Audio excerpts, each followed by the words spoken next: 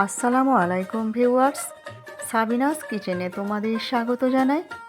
একবার তোমরা এইভাবে নারকেল বাদাম দিয়ে নোটে শাক রান্না করে দেখো। আশা করছি তোমাদের খুবই ভালো লাগবে, তোমাদের পরিবারের সকলেরও খুবই পছন্দ হবে। Let's go. Oh my god. Aha. Yes.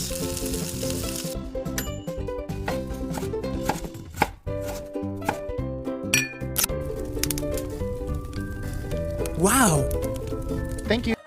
শাকের ডাঁটার সঙ্গে আলু ছোট ছোট করে কেটেছি, পেঁয়াজ বেশি করে কেটে রেখেছি, শাক কেটে রেখেছি, ধুয়ে পানি ঝরিয়ে রেখেছি। কড়াইতে 2 চামচ সর্ষের তেল দিয়ে আমি নারকেল ছোট ছোট করে কুচি করে ভেজে নিচ্ছি। লাল করে ভেজে আমি নারকেল তুলে নিচ্ছি। এবার ওই তেলেই আমি বাদাম দিয়ে দিচ্ছি।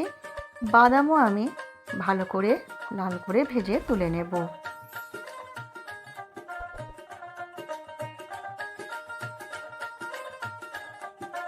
তোমরা এখানে সাদা তেলও ব্যবহার করতে পারো, আমি সর্ষের তেল ব্যবহার করেছি।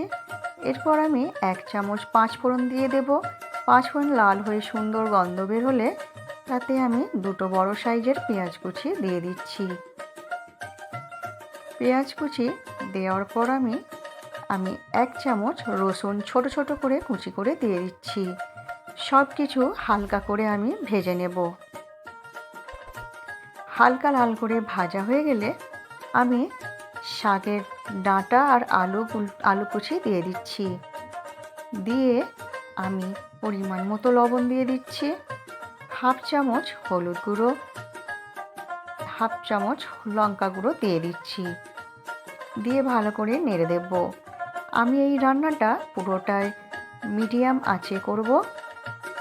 আমি এই রান্নায় কোনো পানি ব্যবহার করব না, তাই ঢাকনা দিয়ে ঢেকে আমি রান্না করে নেব। যখন হাফ সেদ্ধ হয়ে যাবে আলু আর শাক, তখন আমি নারকেল কুচি আর বাদাম ভাজা দিয়ে দেব। দিয়ে আমি এবারে শাক তুলে দেব। শাক দিয়ে ভালো করে নেড়ে দেব।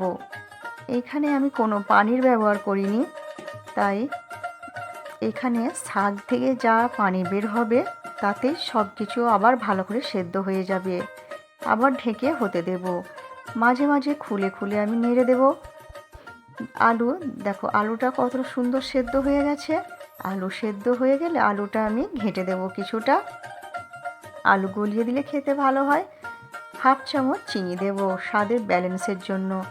তোমরা চিনি না পছন্দ হলে দেবে না। ভালো করে আমি শাক নেড়ে চেড়ে শুকনো করে নেব। সব কিছু ভালো করে সেদ্ধ হয়ে গেছে।